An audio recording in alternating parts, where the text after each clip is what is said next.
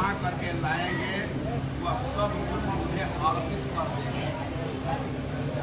यह मेरी चौथी सहमति है मांग।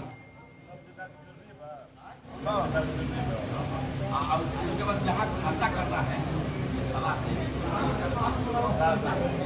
राघवेंद्र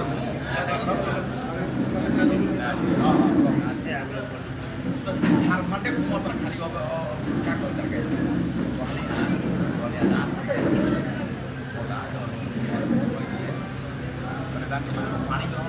तो फाइनली जिस चीज़ का इंतज़ार था, इंतज़ार पूरी तरीके से ख़त्म हो चुका है। पवन सिंह के छोटे भाई का शादी हो चुका है।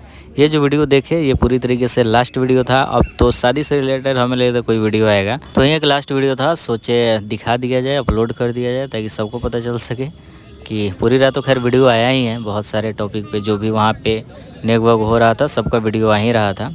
तो ये भी लास्ट वीडियो आप सब भी शेयर कर दो।